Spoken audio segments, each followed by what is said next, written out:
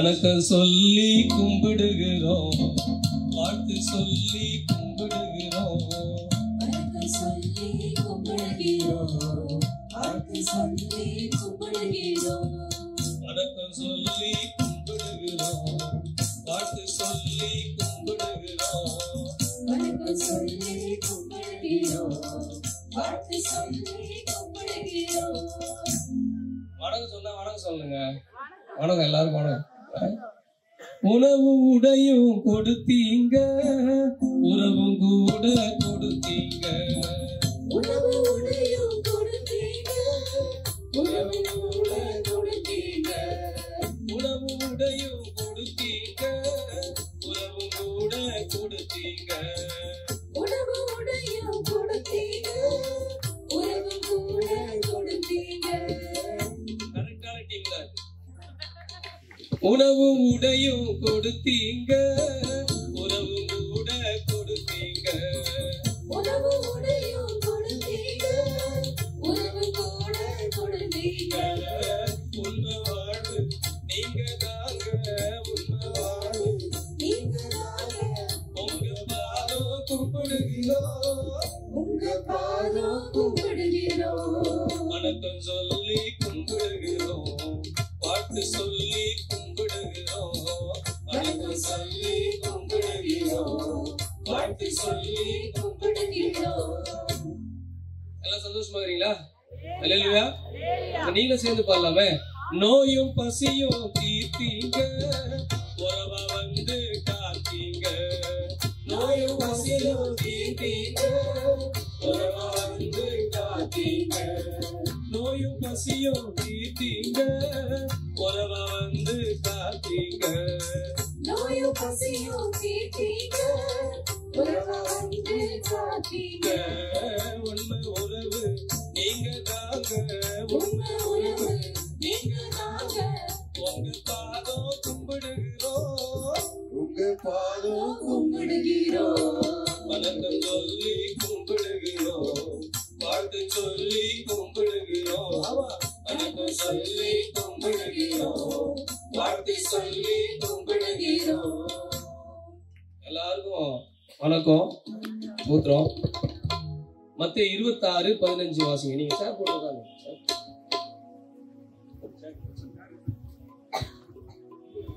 நான் அவரை உங்களுக்கு காட்டிக் கொடுக்கிறேன், நீங்கள் எனக்கு என்ன கொடுக்கிறீர்கள் என்றான்.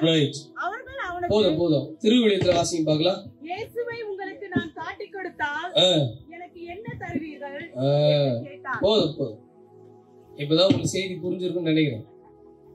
ஆரம்பிக்கிறதே விளக்கமா தாங்குது.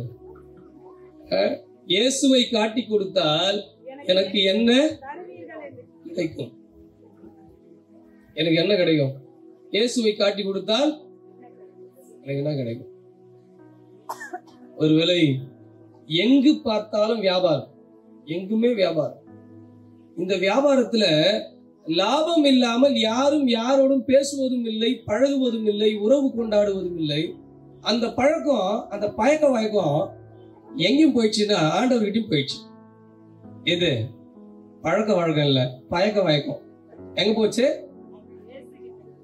அவர்கிட்ட கூட வியாபாரம் ஆயிடுச்சு. இப்போ ஆண்டவரிடமே வியாபாரம் பேசுகிற அளவுக்கு இன்றைக்கு நாம் எல்லாம் முன்னேறி இருக்கிறோம். அப்படிதான் கூடவே உண்டு உறங்கி அவரோடு படுத்து அவரோடு சாப்பிட்டு விட்டு அவரோடு கண்ணீர் கவலைகளை ஈடுபட்டவர்கள் எங்க ஆண்டவர் போய் எந்த மரத்தடியில படுகிறாரோ அங்கேயும் இவனும் படுத்துட்டாங்க. அவர்ல ஒருத்தர் தான் போய் கேக்குறாரு, இயேசுவை காட்டி கொடுத்தால் எனக்கு என்ன கிடைக்கும்? இப்போ மட்டும் நீங்க யாருன்னா, இப்போ இயேசு இருந்து இயேசுவை காட்டி கொடுத்தா என்ன கிடைக்கும்? கட்டாயம் உதவி கிடைக்கும். இப்பெல்லாம் இயேசு இருந்தாருன்னா வேற லெவல்ல இருந்திருப்பார். நீ காலையில நம்ம எல்லாரும் குருத்தோலை ஞாயிற்றுக்கிழமை இல்ல, இயேசு ஒரு வார்த்தை சொல்றாரு. அவனுக்கு வந்து சொல்றாரு, எப்பா எல்லாம் அமைதியா இருக்கு சொல்லுவேன். ஆண்டவரே இவனுக்கு கொஞ்சம் சும்மா கத்த வேணான்னு சொல்லு அப்படின்னு யார் சொன்னது? பரிசேயர் வந்து சொல்றாரு. அப்ப உடனே இயேசு என்ன சொல்றாருங்க? இவர்கள் பேசாவிட்டால் எந்த தைரியத்துல அவர் சொன்னாருன்னு தெரியல. யாரை நம்பி? நம்மள நம்பல, அப்ப இருந்த சீடர்களை நம்பி. நீங்க பரவாயில்ல, எப்ப பார்த்தாலும் உங்களே நீங்க வச்சு பொத்தி பாக்குறீங்க. அது பெரிய விஷயம் ஆக்சுவலா. அவர் என்ன சொல்றாரு தெரியுமா? அது எப்படி நம்ம படிக்கணும் அந்த பைபிள்ல? ஆளை அமைதியா போங்க, அவனுக்கு ஏதோ வருவானுங்க, ஓசனான்னு கத்துவானுங்க, அமைதியா என்ன பண்ணிடுவானுங்க. அவனுக்கு டிஸ்டர்ப் பண்ணனா இவனுக்கு பேச மாட்டானுங்க. அது என்னதான் பேசுவான்? கல்லுதான் பேசுவான். அவர் சொல்றாரு, அவனு வேலைன்னா வந்தாலும் ஓசனா போடுவானு என்ன பண்ணுவானுங்க, மீட்டிங் முடிஞ்ச உடனே நீ அவனுக்கு தேவையில்லாத டிஸ்டர்ப் பண்ணி அவனுக்கு பேசுறது வேணானா என்னதான் பேசுவான். அவ்வளவு தைரியமா அவன் மேல சொன்னாரு. அவன் சொன்னவர் தான் ஒருத்தர் போய் என்ன கேட்கிறாரு, இயேசுவை காட்டி கொடுத்தால் என்ன கிடைக்கும்? ஒருவேளை இந்த எண்ணம் ஓட்டம் சீடர்களுக்கு ஆரம்பத்திலே இருக்கு. நாங்கள் எல்லாவற்றையும் விட்டு விட்டு உம்மை பின்பற்றினோமே, எங்களுக்கு என்ன கிடைக்கும்? சீடத்துவம் என்றால் என்ன, சீடர் என்றால் என்ன என்கின்ற அந்த பற்றுறுதி பற்றின ஒரு தெளிவு இல்லாதவர்களா இயேசுவோடவே பயணித்துக் கொண்டிருந்தார்கள். அவங்க என்ன எல்லாத்தையும் விட்டுட்டு வந்தாங்க. என்ன விட்டுட்டு வந்தாங்க? ஒன்றுத்துக்கு உதவாது போட்டு நைட்டு ஃபுல்லா பூச்சாலும் மீன் கிடைக்காத வேலை, இதெல்லாம் விட்டு வந்து கேட்கறானுங்க. என்ன கேட்கறானுங்க? எல்லாத்தையும் விட்டு வந்து மேடம். ஆனா உண்மைதான், பேதுரு மிகப்பெரிய பணக்காரர், மிகப்பெரிய செல்வந்தர், மிகப்பெரிய வணிகர் தான். அவர் சொல்றார், எல்லாத்தையும் விட்டுட்டு வந்த ஆண்டவரே.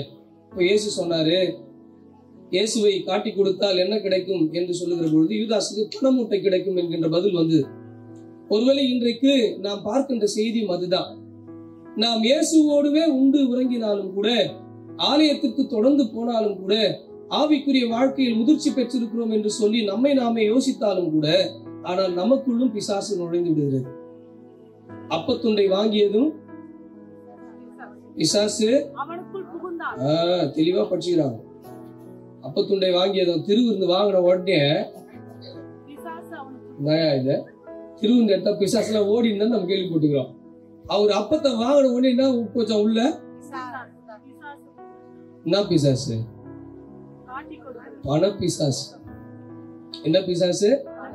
இன்றைக்கு கிறிஸ்தவர்களை பிடித்திருக்கிற ஃபர்ஸ்ட் பேய் என்னன்னா பணப்பேய். பைபிள் சொல்லுது, பரலோக ராஜ்யத்துக்குள்ள ஐஸ்வர்யவான் நுழைய முடியாது. ஊசியின் காதில் ஒட்டகம் நுழைந்தால் நுழைந்து விடுமே தவிர யார் நுழைய முடியாது. ஆனா நம்ம என்ன பண்ணுவோம்? பணக்காரர் ஆவதற்கான கூட்டத்துக்கு போயின்னு இருக்கோம். படிக்கிறது ஒண்ணு, ஆண்டவர் சொல்வது ஒன்று, நாம் செய்வது ஒன்று. பண ஆசை எல்லா தீமைக்கும். ஆனா நைட்டும் பகலும் அதுக்கு தாங்க ஜெபம் பண்ணி எடுக்கிறீங்க. அந்த டிவி முன்னாடி உட்காந்து அழுதுறீங்க.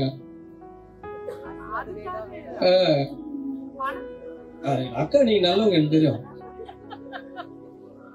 பணத்துக்காக நம்ம அந்த டிவி முன்னாடிலாம் உட்காந்து. அப்ப எது ஆசீர்வாதம், எது உண்மையிலேயே கடவுள் நம்ம இடத்தில் எதிர்பார்க்கிறார்? பணம் என்பது கடவுளை இருட்டடிப்பு செய்கின்ற ஒன்று. நான் ஒன்னே ஒண்ணு சொல்றேன் பாருங்க, பண உலகம் இருட்டானது. பண உலகம், அதற்குள் என்ன நடக்குதுன்னு நமக்கு தெரியாது. பண உலகம் ரொம்ப மோசமானது. இன்றைக்கு ஆசீர்வாதம் அப்படின்னா பணத்தை மாத்திரமே வைத்து அடையாளப்படுத்துகிற கிறிஸ்தவர்கள். இன்னைக்கு நான் பணக்காரன் ஆயிட்டா அதுக்கு யார் காரணம் நம்ம சொல்றோம்? யார் சொல்றாங்க? உண்மையிலே பணக்காரர்கள் தான் ஆசீர்வதிக்கப்பட்டவர்கள்னா யார் தான் உண்மையிலே ஆசீர்வதிக்கப்பட்டவங்க? அதானி அம்பானி தான். எனக்கு தெரிஞ்சு அவங்க யாரும் கிறிஸ்தவங்களா கிடையாது. கடவுள் பணத்தை தர்றாருன்னா அவங்க தான் கொடுத்துக்கிறாரு. அப்ப இந்த பணத்தையும் செல்வத்தையும் நாம் எப்படி புரிந்து கொள்ள வேண்டும்? அப்போ இன்றைக்கு பணம் என்பது ஆசீர்வாதத்திற்கான அடையாளமாக கட்டாயம் இருக்க முடியாது. கட்டாயம் இருக்க முடியாது. அதுதான் ஒரு ஆதியாகமத்துல நம்ம படிக்கிறோம். என்ன படிக்கிறோம்? முதல் அதிகாரம், 2ஆம் அதிகாரத்துல. அப்புறம் ஆண்டவர் என்ன பண்ணாரா? ஆதாமி ஏவாளையும் சபிச்சார். என்ன பண்ணாரு? சபிச்சார். எப்படி சபிச்சாரு? வேர்வை சிந்தி உழைச்சி. அடுத்தது ஏவாளுக்கு என்ன கொடுத்தாரு? உண்மையிலேயே கடவுள் ரொம்ப மோசமானது. இப்படிதானே? சரிங்க, நான் இப்படி புரிஞ்சுக்கலாமே. ஒரு அம்மா 9 மாசம் ஆயிடுச்சுங்க, வயிற்றுல குழந்தைக்கு. அந்த அம்மாவுக்கு 10 மாசம் ஆயிடுச்சு, வலி வரல. 11 மாசம் ஆயிடுச்சு, 12 மாசம் ஆயிடுச்சு, 2 வருஷம் ஆயிடுச்சு, வலியே வரல. என்ன பண்றது? உள்ளே எல்கேஜி யூகேஜி அட்மிஷன் போட்டு டிஃபன் பாக்ஸ் பேக் எல்லாம் என்ன பண்ணோம்? எது கேக்குறாங்க? வலி வந்துச்சா வலி வந்துச்சான்னு கேக்குறாங்க. ரெடியா இருக்குன்னு அர்த்தம். வலி வரலன்னா என்ன பண்றாங்க? வயிற்றுல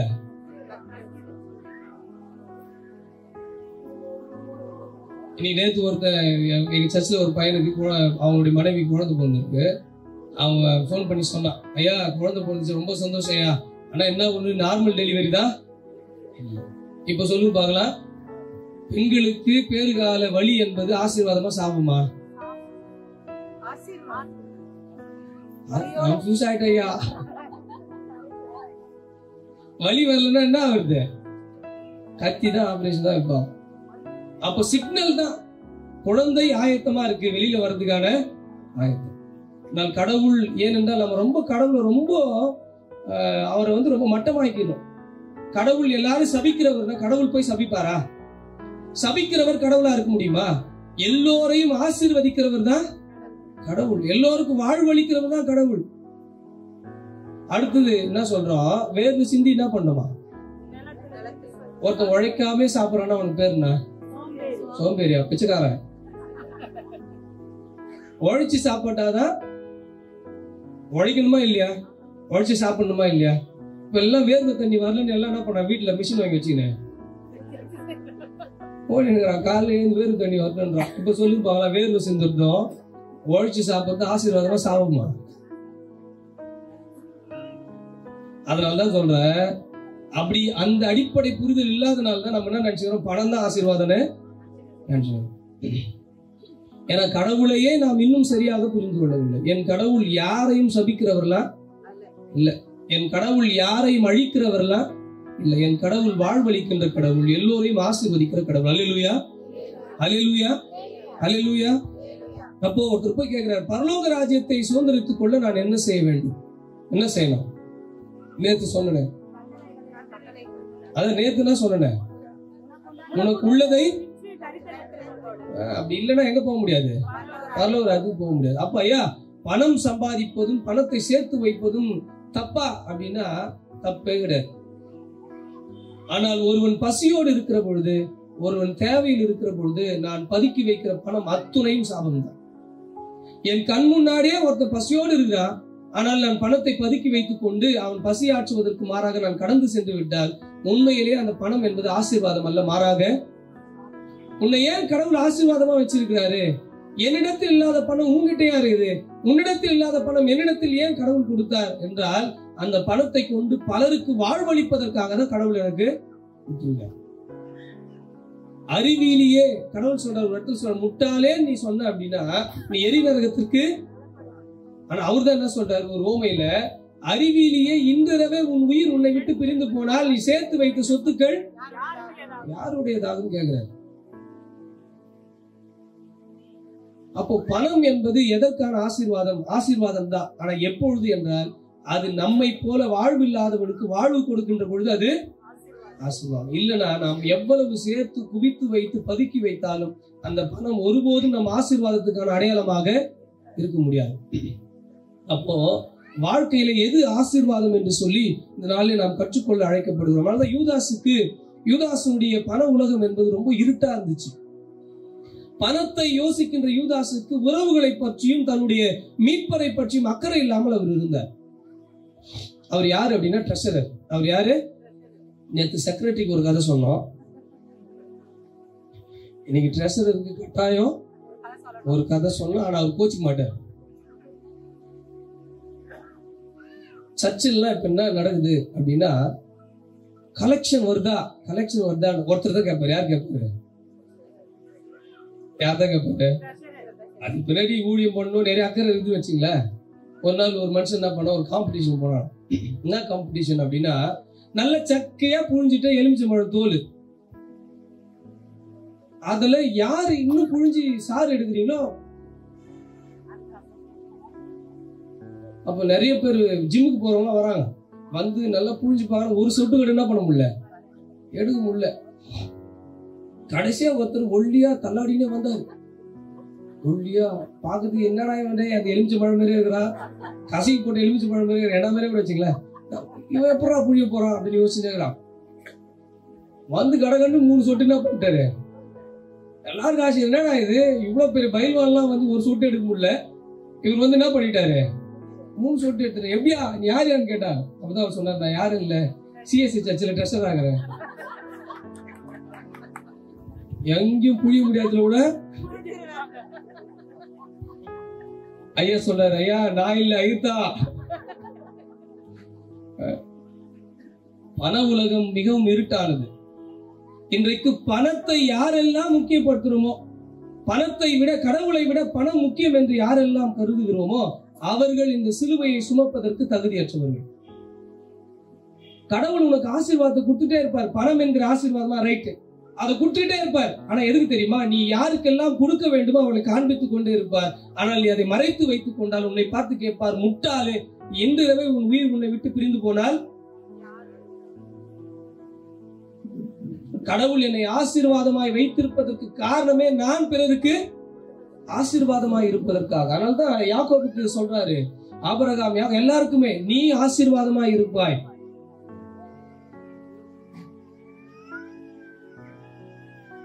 be a blessing, இல்ல ஆசீர்வாதமா இரு அப்படின்னு சொல்லி ஆண்டவர் நமக்கு சொல்லுகிறார். அப்ப எது ஆசீர்வாதம் அப்படின்னா, பணம் என்பது நீ ஆசீர்வாதமா நினைச்சு ஆண்டவரை நோக்கி வந்தனா, அவர் ஒன்னும் பேங்க் மேனேஜர் இல்ல, வேர்ல்டு பேங்க்ல உட்காந்து உங்களுக்கு கிரெடிட் பண்றது. உழைச்சாதான், உழைத்தால்தான். ஆனால் இன்றைக்கு உழைக்காமல் செல்வந்தர்களா இருக்கவங்க தான் பெரியவங்களா இருப்பாங்க. உழைக்கிறவங்க ஓரளவுக்கு செல்வந்தர்களா இருப்பாங்க. உழைக்காமலேயே குறுக்கு வழியில் போகிறவர்கள் தான் நாம் எண்ணுவதை விட பெரிய செல்வந்தர்களாக இருப்பாங்க. அவருடைய உலகம் ரொம்ப இருட்டு. அவருடைய வாழ்க்கையை நீங்க உள்ள நுழைஞ்சு பார்த்தீங்க அப்படின்னா, அவர்களை விட பரிதாபமான மனிதர்கள் இந்த உலகத்தில் இருக்கவே முடியாது. பரிதாபமான மனிதர்கள் இந்த உலகத்தில் இருக்கவே முடியாது. எல்லாரும் பல்லவராயத்துக்கு போனாங்க. அருமணி வாசிப்பியா? அப்படியே வரணும் பொட்டிக்கார மாதிரி. எல்லாரும் பல்லவராயத்துக்கு போனாங்க. போன உடனே பல்லவராயத்துக்காரர் தொடங்கணும். அதுக்கு ஒரு கிரைட்டீரியா வச்சுட்டாங்க. 2 கையை வைத்தினா சொல்லணும், அல்லேலூயா சொன்ன உடனே என்ன பண்ணோம், கதவு திறக்கும். ஒரு பூனையும் பல்லவராயத்துக்கு போச்சு. எதுவும் போச்சு, பூனையும் பல்லவராயத்துக்கு போச்சு. எல்லாரும் 2 கைகளை உயர்த்தி அல்லேலூயா அப்படின்னு உடனே கதவு திறந்துச்சு. எல்லாம் பல்லவராயத்துக்கு என்ன பண்ணிட்டாங்க, போயிட்டான். பூனை வந்துச்சு, நீ சொல்லு அப்படின்னு தூதர் சொன்னார். உடனே அதுவும் 2 கையை உயர்த்தி என்ன பண்ணிச்சு, மியாவுச்சு, அல்லேலூயா அப்படின்ச்சு. இது கூட நல்லா தான் இருக்குதுங்க. நேற்று கண்ணு குட்டி அல்லேலூயானா, இது பூனை குட்டி அல்லேலூயா மியாவு. உடனே அது அக்குல இருந்து 2 கருவாட்டு தூள் கீழே வந்துச்சான். உடனே அங்க தூதர் கேட்டாரா, என் திருட்டு பூனை இவ்வளவு தூரம் பல்லவராயத்து கேட்டு வரைக்கும் வந்துட்டு கருவாட்டு துண்டு எடுத்து வந்து மாட்டிக்கினே. அப்ப அந்த பூனை சொல்லிச்சு, இல்லையா பல்லவராயத்துல கருவாடு கிடைக்குமோ கிடைக்காதோ, பல்லவராயத்துல கிடைக்காதோ, கனடாவில் ஊடு கிடைக்குமோ கிடைக்காதோ, கிடைச்சிச்சு. ஆனா உன் பேரு நாரிச்சு. எனக்கு அவங்களெல்லாம் கிரிட்டிக் பண்றதுக்கு நேரம் இல்லைங்க. ஆனா என்னன்னா, இந்த யூடியூப்ல போய் எதனா ஒரு பாட்டு கேட்கலாம், ஏதாச்சும் ஒரு மெசேஜ் கேட்கலாம்னு போனா இவனுங்க சண்டே பெருசாகுது. இவன் அவனை குறை சொல்றான், அவன் இவனை குறை சொல்றான், இவன் கொள்ள அடிச்சுட்டான்றான், அவன் கொள்ள அடிச்சுட்டான்றான், இவன் போலி பாஸ்ட்ன்றான், அவன் இவனை போலி பாஸ்ட்ன்றான். டேய், நீங்க யார் தானே நல்ல பாஸ்ட்? இவனுங்க பஞ்சாயத்தே பெரும் பஞ்சாயத்தா இருக்கு. சரி, எவனா கொள்ளச்சின்னு போட்ட விடாண்டா அப்படின்னா எவனுக்கும் பொறுத்துக்க முடியல. இவன் கடை டவுன் ஆனா அவன் கடை வியாபாரம் நல்லா ஓடுது. இந்த வியாபாரிகள் தான் அன்றைக்கும் யூதாஸ் காரியத்து உருவுல இருக்கிறவங்க, இன்னைக்கும் இருக்கிறவங்க. நீ இப்படிப்பட்ட வியாபாரிகளை நீ பின்னாடி போன அப்படின்னா உன் ஆத்மாவை இழந்துடுவ. நான் சொல்றேன், இயேசுவின் நாமத்தினால சொல்றேன், உங்க ஆத்மாவை இழந்து விடுவீர்கள். ஆண்டவர் என் வாழ்க்கையில் என் தேவைகளை சந்திக்கிற ஆண்டவரை தவிர என் பேராசைகளை சந்திக்கிற ஆண்டவர்லாம் கிடையாது. என் உழைப்பை அங்கீகரித்து என் உழைப்பின் வழியாக வருகிற ஆசீர்வாதத்தை கொண்டு என்னை மென்மேலும் உயரச் செய்கிற ஆண்டவரை தவிர உழைக்காமல் ஒரு ஆசீர்வாதத்தை என் வாழ்க்கையில் அவர் கொடுக்கவே மாட்டார். அப்போ இன்றைக்கு நிறைய பூனைங்க இங்கிருந்தே வீடு கட்டுறான், சாவி கொடுக்குறான். இதெல்லாம் நம்புகிற கூட்டங்கள் தான் இன்றைக்கு அதிகம். இதையெல்லாம் நம்புகிற கூட்டங்கள் தான் அதிகம். இதெல்லாம் நம்புற கூட்டம் தான் அதிகம். ஆனால் இவைகளை நீங்கள் கொஞ்சமாச்சு திருமறையை ஆழமாக படித்தால் ஆண்டவருடைய உள்ளம் என்ன என்பதை உங்களால் புரிந்து கொள்ள முடியும். அல்லேலூயா, அல்லேலூயா. இந்த கூட்டத்துல கடவுள் என்ன கொடுப்பாருன்னு உங்களுக்கு தெரியாது. ஆனால் நான் மாற்றம் பெற்றேனா, என் மனது மாறி இருக்குதா, என் உள்ளம் மாறி இருக்குதா, என் ஆன்மீக வளர்ச்சியினுடைய எண்ணம் மாறி இருக்கிறதா, அதுதான் எனக்கு கடவுள் உங்களுக்கு எதிர்பார்க்க. நல்லா சொன்னீங்க ஐயா, அவனுக்கு உரைக்கிற மாதிரி சொன்னீங்க ஐயா. இந்த டயலாக் வேணாம் ஐயா, நீங்க சொன்னது எனக்கு ரொம்ப யூஸ்ஃபுல்லா இதுதான் வேணும். பல நேரங்களில் பக்கத்துல ஒரு பார்த்து தான் நம்ம சூடு போட்டுக்குவோம். பக்கத்துல இருக்கவங்களை கம்பேர் பண்ணி வாழ்ந்தே பழக்கப்பட்டுருவோம். ஆனால் எப்பொழுதும் உன்னுடைய கடவுளுடைய ஒளியில் கம்பேர் பண்ணிப்பார். இயேசுவின் ஒளியில் உன்னை வைத்துப்பார். இயேசுவினுடைய அந்த நிழல உன்னை வச்சுப்பார். பிற மனிதரை நீ வைத்து பார்த்தால் உனக்குள்ள நிறைய கஷ்டங்கள் தான் வரும். இயேசுடைய ஒளியில் வைத்து நான் எப்படி இருக்கிறேன், இயேசுவினுடைய பிரசன்னத்தில் எந்த இடத்தில் இருக்கிறேன், அருகில் இருக்கிறேனா, தொலைவில் இருக்கிறேனா, நடுவில் இருக்கிறேனா, அல்லது தூரம் போய் இருக்கிறேனா அப்படின்னு சொல்லி இயேசுவின் நிழலில் ஒளியில் உங்களை வைத்து நீங்கள் பார்க்க கற்றுக்கொள்ளுங்கள். இப்போ இன்றைக்கு யூதாஸ் உறவுகளை மறந்தார். இயேசுவோடு கொண்டிருந்த நல்ல உறவை மறந்து பணத்தை பெரிதாய் நினைத்து தன் மீட்பரை என்ன பண்ணிட்டான், காட்டி கொடுத்து விட்டார். இப்போ இன்றைக்கு உண்மையான ஆசீர்வாதம் எது தெரியுங்களா? அதுதான் இன்னைக்கு உங்களுக்கு சாட்சியா நான் பகிர்ந்து கொள்ள போகிறேன். ஒருவேளை நான் கோவிட் செகண்ட் வேவ்ல சிக்கா இருந்தேன். அப்போ ரொம்ப லங்லாம் அஃபெக்ட் ஆகி மூச்சு திணறலோடு 20 நாட்களுக்கு மேல தனிமைப்படுத்தப்பட்டிருந்தேன். அந்த சூழல்ல நான் அங்கிருந்து மருத்துவர்களால் கொஞ்சம் சிகிச்சை கொடுக்கப்பட்டு மீண்டுமாக என் வீட்டிற்கு வந்து அந்த இரவு தூங்குகிற பொழுது எனக்கு உறக்கம் இல்லாமல் எல்லாம் தூங்கிட்டாங்க. என்னுடைய மனைவி, என்னுடைய அப்பா அம்மா, என் குழந்தைகள் எல்லாருமே மகிழ்ச்சியோடு எப்படியோ தப்பிச்சு வந்துட்டாரு அப்படின்னு சொல்லி சந்தோஷமா தூங்குகிற வேளையில உறங்காமல் நான் எழுதின பாடலை உங்களோடு நான் பாட வேண்டும் என்று விரும்புகிறேன். அன்னைக்கு இரவே டியூன் போட்டுட்டு 3:30 மணி தான். பட் அந்த இரவு எனக்கு தூக்கம் வராமல் இருந்த அந்த இரவில் எழுதப்பட்ட பாடலை நான் உங்களோடு பாட விரும்புகிறேன். நினப்புதான் உண்மையே சுத்தி சுத்தி நெஞ்சத்திலும் பேர பச்சை குத்தி நேசத்துல நீன்றி நானும் இல்ல எந்த நன்மை பண்ணீரே உந்தன் நேச குரல் கேட்டு ஓடி வரும் என்ன தோல் சுமப்பீரே நினப்புதான்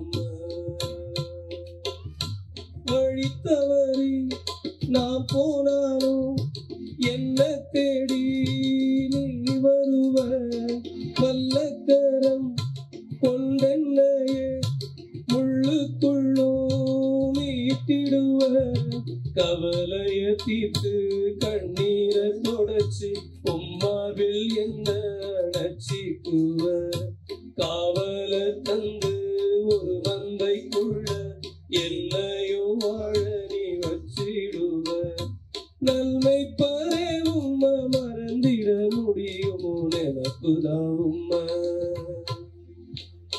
நினப்புதான் உம்மையே சுத்தி சுத்தி நெஞ்சத்தில் உன் பேர பச்சை குத்தி கள்ளக்குரல் கேட்டு நானும் உம்மை விட்டு தூரம் போயிடினோம் கால் முடஞ்சு அழுகையிலும் உன் பாசக்கோல் கொண்டென்ன அடிச்சிடையா மிருகத்தின் வாய்க்குள் நான் போகும் முன்னே மறவாமல் என்னை காரும் ஐயா கள்ளாடு ஆயினும் மாட்டு குட்டி என்னை மீட்டு காத்திட வாரும் ஐயா மெய்மை பரே உம்மை மறந்திட முடியுமோ நினப்புதான் நினைப்பெல்லாம் உங்களை சுத்திதான் இருக்குது ஆண்டவரே. எல்லாரும் தூங்குனாலும் என் நினைப்புகள் எப்போ தூக்கமே வரல. ஏன்னா நான் பிழைப்பேன் என்று நான் கருதவில்லை. எனக்கும் மீண்டும் வாழ்வழித்து என் வீட்டுக்கு என்னை கொண்டு வந்து சேர்த்திருக்கிறீங்க. நினைப்பெல்லாம் யார்தான்? நீங்க தான் ஆண்டவரே. நெசத்துல நீ இல்லாம நானு இல்லை. ஏன்னா நீங்க தான் என்னுடைய நல்ல மெய்ப்பன் என்று சொல்லி உணர்ந்து கொண்ட நேரம் அது. வழி தவறி நான் போனாலும் என்ன தேடி நீ வருவீங்க. ஏன்னா என் மேல வச்சிருக்கிற பாசம் அப்படி. நானே வழி தவறி போனாலும் என்னை தேடி வர ஆண்டவர் நீங்க. வல்லக்கரம் கொண்டு என்னையே முள்ளுக்குள்ளும் மீட்டிடுவீங்க. முள்ளுக்குள்ள நான் சிக்கிக்கிட்டு ஆடா இருந்தால் நீ என்ன பண்ண மாட்டீங்க, உங்களுடைய வல்ல கரத்தை கொண்டு என்னை மீட்டெடுப்பீங்க. கவலையை தீர்த்து கண்ணீரை தொடச்சி உம்மார்பில் என்னை அணைச்சிக்குவீங்க. ஒரு ஆட்டுக்குட்டியை சுமப்பதை போல மார்போடு அணைத்துக் கொள்வதை போல என்னை அணைத்துக் கொள்ளுகிற நல்ல மெய்ப்பன் நீர்தான். அப்படிப்பட்ட மெய்ப்பராய் காவலை தந்து ஒரு மந்தைக்குள்ள என்னையும் வாழ வச்சுட்டீங்க. மீண்டும் என் குடும்பத்துக்குள்ள என்னை கொண்டு வந்து சேர்த்துட்டீங்க. நல்மெய்ப்பரே உன்னை என்னால மறந்திட முடியுமா? நினைப்பெல்லாம் உங்களை சுத்தி சுத்திதான் இருக்கு. கள்ளக்குரல் கேட்டு நானும் உம்மை விட்டு தூரம் போனாலும், ஒருவேளை ஊழியத்தில் இருக்கிற எனக்கு ஏன் இந்த மரணத்தின் படுகொழிக்கு சென்று வருகிற அனுபவம் எனக்கு தெரியல. ஒருவேளை நானும் பாதையிலிருந்து வழிவிலகி போயிட்டேனா எனக்கு தெரியாது. அப்படி நான் போனாலும் கால் உடைஞ்சி அழுகையிலும், உங்க விட்டு ஓடி போன ஆடா இருந்தாலும் எங்கனா போய் அடிபட்டு கால் உடைஞ்சு அழுகிறப்போ ஒன்னே ஒண்ணு பண்ணுங்க ஆண்டவரே, தூரம் மட்டும் நிக்காதீங்க. உங்க கையில ஒரு கோல் இருக்குதுல்ல, அதுல ஒரு அடி கூட என்ன பண்றீங்க, அடிச்சிடுங்க. ஆனா என் பக்கத்துல வராம மட்டும் போயிடாதீங்க. மிருகத்தின் வாய்க்குள் நான் போகும் முன்னே, சாவறதுக்கு முன்னாடி ஆட்டுக்குட்டி உள்ள போயிடுச்சுன்னா இழுக்க முடியாது. மிருகத்தின் வாய்க்குள் சாவுக்கு நான் போறதுக்கு முன்னாடி என்ன பண்ணுங்க, மறவாமல் என்ன காருமையா என்ன காப்பாத்திருங்க. ஏன்னா நான் கல்லாடுதான், ஆனாலும் மும்மாட்டு குட்டி, ஆட்டுக்குட்டி. அதனால மறக்காம என்ன பண்ணிடுங்க, காப்பாத்துனீங்களே அந்த மெய்ப்பரை, உண்மையான மெய்ப்பரை உன்னை என்னால மறந்துட முடியுமா? ஒருவேளை நம் வாழ்க்கையில பணத்தை விட அல்லது கடவுளை விட பணம் என்று நீங்கள் நினைத்தால் உண்மையிலே கடவுள் ரொம்ப தூரம் இருக்கு. கடவுள் உங்களை விட்டு தூரம் போக மாட்டார், நீங்க ரொம்ப தூரம் போயிடும். நாம் எந்த சூழலில் படுகுழிக்கே சென்றாலும் நம்மை கரம் கொடுத்து தூக்குகிற ஆண்டவர் நம்முடைய ஆண்டவர். அவரை விட நாங்க பணம் பெருசு, உங்களுக்கு அவரை விட நாங்க பணம் பெருசு. நம் தேவைகள் இன்னதென்று அவருக்கு தெரியும். நம் தேவைகள் அவருக்கு முன்னமே தெரியும். அப்படி இருக்கிறப்போ நம்ம என்ன பண்ணிருப்போம்,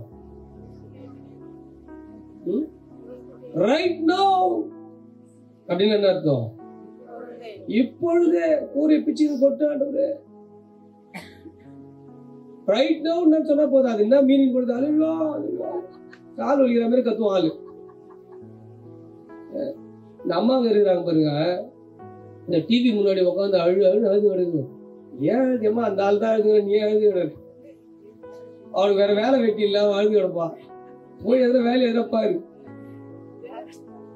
டிவி முன்னாடி உட்காந்து அழகத்தை விட்டுட்டு நீங்க என்ன பண்ணலாம், பைபிள் படிக்கலாம், வேலை செய்யலாம், உங்க குடும்பத்தை பாசமா பார்த்துக்கலாம், வேலைக்கு போகலாம், சம்பாதிக்கலாம், கோயிலுக்கு போகலாம், எவ்வளவு வேலை இருக்குது. காலையில திறந்தா நைட்டு வரைக்கும்.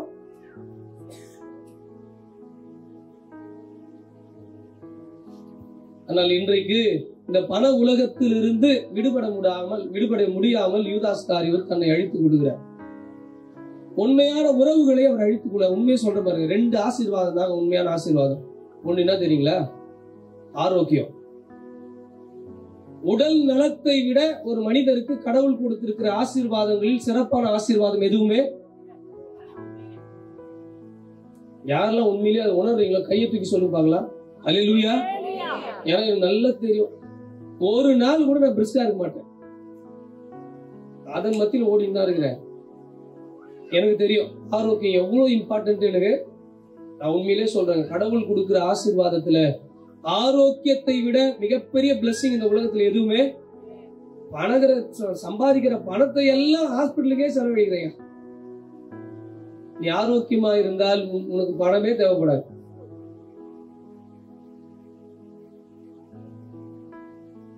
பக்கத்துல பார்த்து சொல்லுங்க பாக்கலாம், ஆரோக்கியம் தான் கடவுள் கொடுக்கிற ஆசீர்வாதம். கேட்டல புரிஞ்சுதா?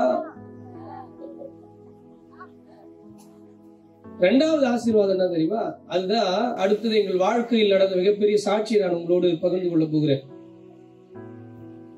அந்த கோவிட்ல இருந்து மீண்டு வந்து ஒரு கிட்டத்தட்ட 2 மாதங்கள் கூட ஆயிருக்கான்னு நினைக்கிறேன். கோவிட் வேக்சின் போட்டோம். என்ன போட்டோம்? கோவிட் வேக்சின் போட்டோம். 1000 வேக்சின் போட்டாங்க. நான் போடல. ஏன்னா கோவிட்ல இருந்து மீண்டு வந்த உடனே கொஞ்ச நாள் கழிச்சுதான் போடணும்னு சொல்லிட்டாங்க. நான் போடல. 1000 போட்டாங்க. அப்போ 6 மாத குழந்தைக்கு அவங்க ஃபீட் பண்றாங்க.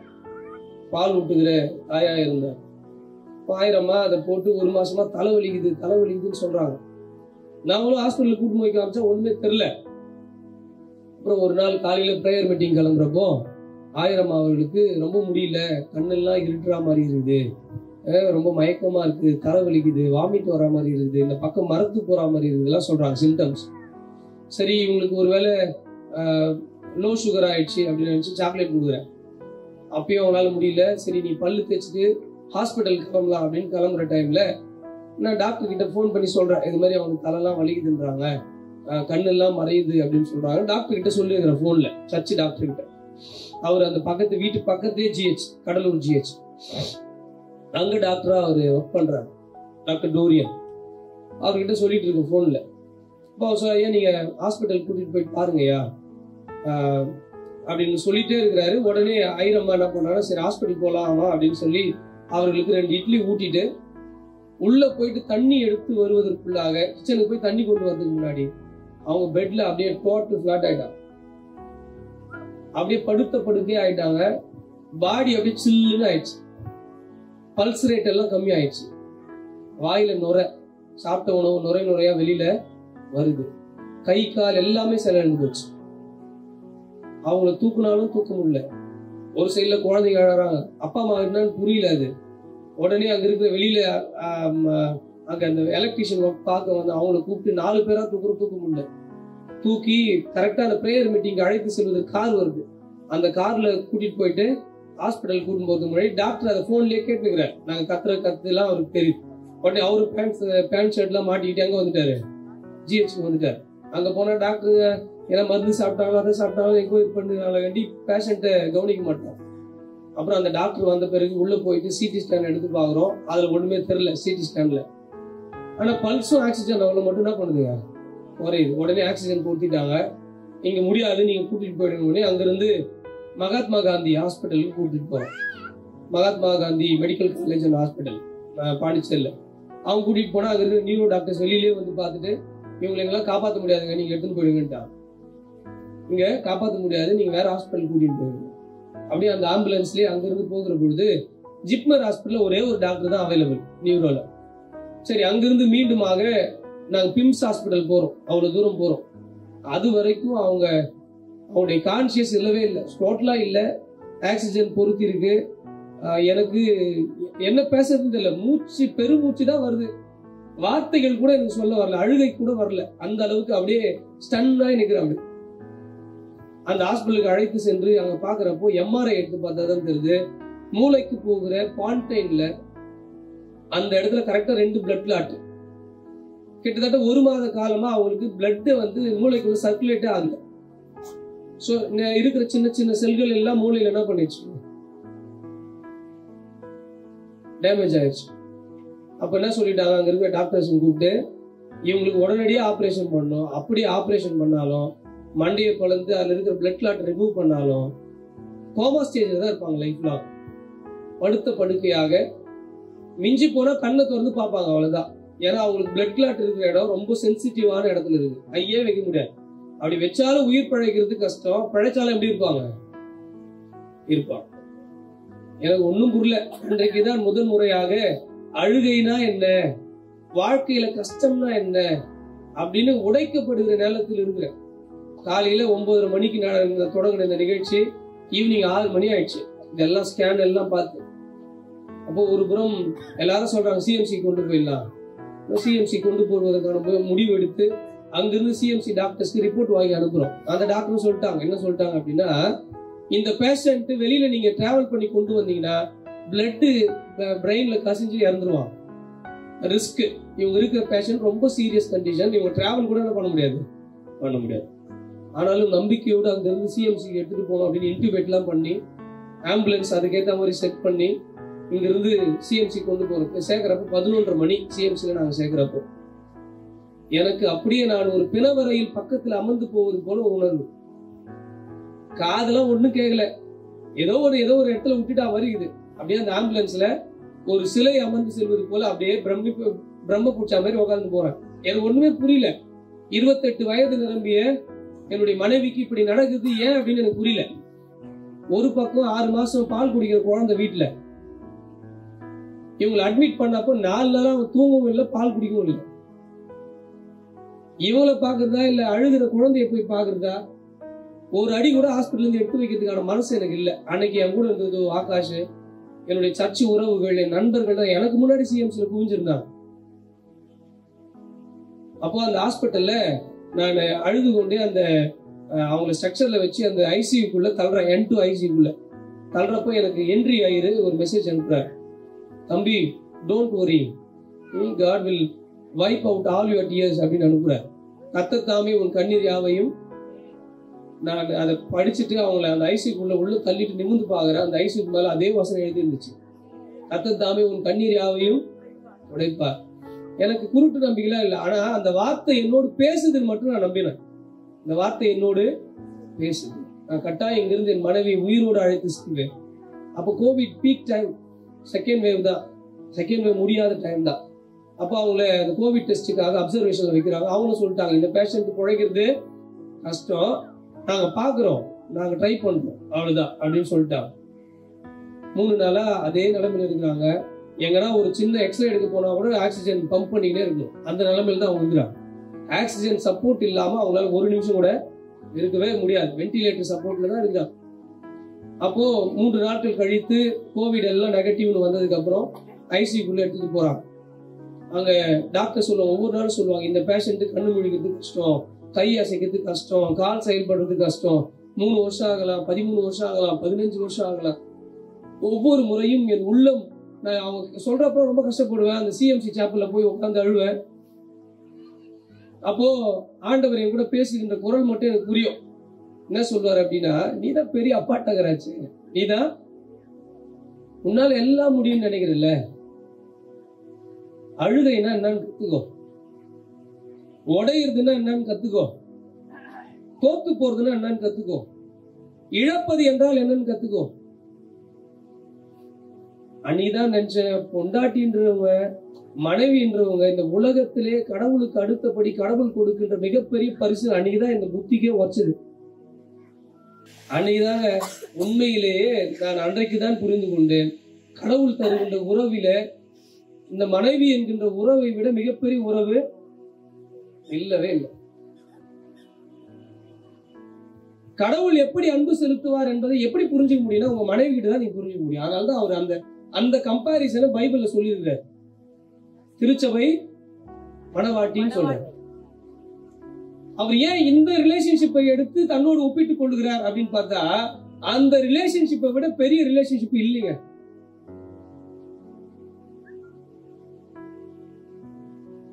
அப்போ ஒவ்வொரு நாளும் அந்த சாப்பிள்ல ஒவ்வொரு நாளும் ஜெபம் பண்ணுவேன். டாக்டர் சொல்லுவாங்க, கையை அசைக்க முடியாது, காலை அசைக்க மாட்டாங்க, கண்ணை திறந்து பார்க்க மாட்டாங்க அப்படின்னு சொல்லுவாங்க. ஆனால் அங்க போய் ஜெபிச்சுட்டு திருப்பி ரிவ்யூக்குள்ள கூப்பிடுவாங்க, டாக்டர் வந்த உடனே சொல்றதுக்காக, ரிப்போர்ட் சொல்றதுக்காக. கண்ணை திறக்க மாட்டான்னு காலைல சொல்லுவாங்க, ஜெபம் பண்ணி முடிச்ச உடனே கண்ணை திறப்பாங்க. கால் அசையாதுன்னு வாங்க, கால் அசையும், கை அசையாதுன்னு வாங்க, கை அசையும். ஒவ்வொரு நாளும் இன்னைக்கும் அது பிளட் கிளாட் அப்போ கரையெல்லாம் இல்லை, ஏதோ ஒரு வழியாக மூளைக்கு ரத்தம் போச்சு. 3 வருஷம் 30 வருஷம் சொன்னவங்க, ஆனா உண்மைதான். அதே மாதிரி பேஷண்ட் நிறைய பேர் அன்றைக்கு 1.5 வருஷம் 2 வருஷம் அதே ஹாஸ்பிட்டல்ல படுத்த படுக்கையாக இருந்தாங்க. கண்ணை கூட திறக்காம ஐசியூ வார்டுல இருந்து கொண்டே இருந்தார்கள். இருக்கிற பணத்தை எல்லாம் செலவழித்து அவருடைய மனைவி எல்லாம் அழுது கொண்டிருக்கிற காட்சி எல்லாம் கடவுளை எனக்கு காட்டுறாரு. ஆனால் 17 நாள் ஐரமா எழுந்து நடந்து வீட்டுக்கு வந்துட்டாங்க. இப்ப அவங்க சொல்லுவாங்க, 2 விஷயம் எனக்கு சொன்னாங்க. ஒண்ணு, அங்க போறப்பெல்லாம் 2 கையை அசைப்பாங்க, 2 கையை அசைச்சு இப்படி கேட்பாங்க. அப்புறம் நல்லாயிட்டு வந்து பேர் கேட்டேன், என்னம்மா 2 கையை அசைச்சுட்டு இருந்தேன்னா 2 குழந்தைங்களை கேட்டேன், 2 குழந்தைங்களை கேட்டேன். அதுக்கப்புறம் இப்படி சொல்லுவாங்க, என்னம்மா இப்படி சொன்னி, அது என்னன்னு கேட்டேன்னா, நீ அழாத, உன் அழுகிய கடவுள் தாங்க மாட்டாரு, நம் அழுகையை கூட தாங்கிக் கொள்ளாத ஆண்டவர் தாங்க நம்ம ஆண்டவர். அப்புறம் நம் தேவையை சந்திக்க மாட்டார். நீங்களும் நானும் போய் முட்டி போட்டு அதுக்காக ஜெபம் பண்ணி கிடக்குறோம். அவர் மேல வச்சிருக்கிற விசுவாசத்தையே நம்ம என்ன பண்ணுகிறோம், மட்டுப்படுத்திடுறோம். ரெண்டாவது ஆசீர்வாதம் உண்மையிலே சொல்ற பாருங்க. ஒண்ணு ஆரோக்கியம் சொன்னேன், ரெண்டாவது நம் உறவுகள் தான் கடவுள் கொடுத்த பிளஸிங். உன் அப்பா அம்மா தான் உண்மையான பிளஸிங். உன் பிள்ளைகள் தான் உனக்கு உண்மையான பிளஸிங். உன் நண்பர்கள் தான் உனக்கு உண்மையான பிளஸிங். உன்னுடைய திருச்சபை தான் உண்மையான ஆசீர்வாதம். ஆனா ஆசீர்வாதம் நான் நினைக்கவே இல்லை. அன்னைக்கு அது எனக்கு இல்லைன்னு தான் வச்சுங்களேன். ஆனால் அன்றைக்கு என் மனைவியை சேர்க்கிற பொழுது என் பாக்கெட்ல 2000 ரூபாய் தான் இருந்துச்சு. டோட்டலாவே அவ்வளவுதான் இருந்துச்சு. ஆனால் அத்துணை ட்ரீட்மெண்ட்டுக்கு எங்க இந்த பணம் வந்துச்சுன்னா நான் வெளியில வர வரைக்கும் எனக்கு தெரியாது. சில பேர் மட்டும் சொல்லுவாங்க போன் பண்ணி, ஐயா நீங்க கட்டாயம் இதை ஏத்துக்கணும் அப்படின்னு சொல்லி பணம் அனுப்புவாங்க. ஆனால் அத்தனை லட்சங்களை எங்கிருந்து வந்துன்னு எனக்கு தெரியாது. பேரு கூட சொல்ல விரும்பாதவர்கள் எல்லாம் உதவி செஞ்சாங்க. அப்பதான் நினைச்சேன், இந்த பணத்தை விட என்னை சுற்றி இருந்த உறவுகள் தான். இனி எல்லாம் 10 ரூபா நோட்டி தேய்ச்சி கொடுக்கும்ல யாருன்னா கேட்டாங்கன்னா. ஆனால் அன்றைக்கு என்னோடு இருந்த நட்புக்காக, என்னோடு இருந்த உறவுக்காக, என் மீது அவன் வைத்த பாசத்திற்காக, திருச்சபை என் மீது வைத்த மரியாதைக்காக கொஞ்சம் கூட எதிர்பார்க்காம அந்த பணத்தை தூக்கி வீசினான். இப்ப சொல்லுங்க, பணம் பெருசா உறவு பெருசா? பக்கத்துல பார்த்து சொல்லுங்க பார்க்கலாம். பணத்தை விட உறவு தான் முக்கியம். அதுதான் உண்மையான ஆசீர்வாதம்.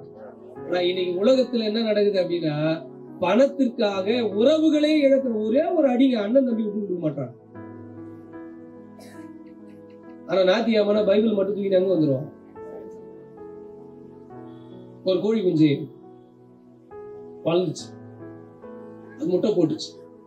அந்த 2 முட்டையும் பேசிக்கிச்சு. இந்த பாட்டு கேட்டுக்கிறீங்களா? கேட்டவங்க கை தூங்குவாங்களா? கேட்கல. 2 முட்டையும் பேசிக்கிச்சு. டேய் நாளைக்கு நான் அந்த உலகத்துக்குள்ள போறேன்டா, முட்டையில இருந்து என்ன பண்ண போறேன்? அப்போ அந்த முட்டையில இருந்து கோழி குஞ்சு வரதுக்கு முன்னாடி சொல்லிச்சு, சூப்பரான உலகமா இருக்கும் பொழுதுடா, நான் போய் பார்க்க போறேன்னு. வரடா இப்படியே ஆம்லெட் போட்டு சாப்பிட்டு போட்டு விட்டுறான். இல்ல நான் கோழி குஞ்சா மாதிரி எங்கதான் போவேன். ஆளு வந்தாரு, வெளியில வந்தாரு. வந்தவொடனே சொன்னாரு, சூப்பரா இருக்குதா உலகம். கன்வென்ஷன் மீட்டிங் நேரத்துல சோறு கொடுக்குறாங்க, டிஃபன் போடுறாங்க, காலையில குருத்தோலை நேரத்துல சூப்பரா இருக்குதா, மைக்ல பாடுறாங்க, சினிமா தியேட்டர் இருக்குது, சூப்பரா இருக்குது அப்படின்னு அந்த கோழி சொல்லிச்சு. நல்லா வாழ்ந்து ஈஸ்டர் நெருங்கிச்சு. இவர் சொன்ன டயலாக்லாம் எப்போ அப்படின்னா லெந்து காலம் முடிகிற டைம் வருது. என்ன இது இப்ப ஈஸ்டர் ஆளை புடுறான்னு புட்டாங்க. புடிச்ச உடனே முட்டைக்குள்ள இருக்கும்போது என்னதான் சொல்லிச்சான் கோழி குஞ்சு,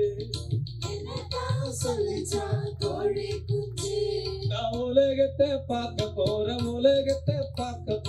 என்றுதான் சொல்லிச்சான் கோழி குஞ்சு. நான் உலகத்தை பார்க்க போறேன்.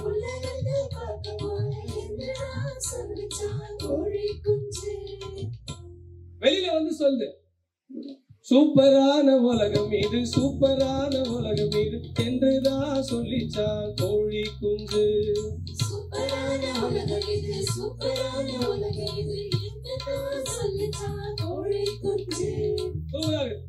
நல்லா வாழ்ந்து வர ஆள் வந்த உடனே புடிக்கிறாங்க. ஆளு குச்சி என்ன பண்றாங்க, கழுத்தை கட் பண்ணி எதுல போடுறாங்க, தண்ணியில போடுறாங்க. தண்ணியில முக்கும் போது என்னதான் சொல்லிச்சான் கோழி குஞ்சு.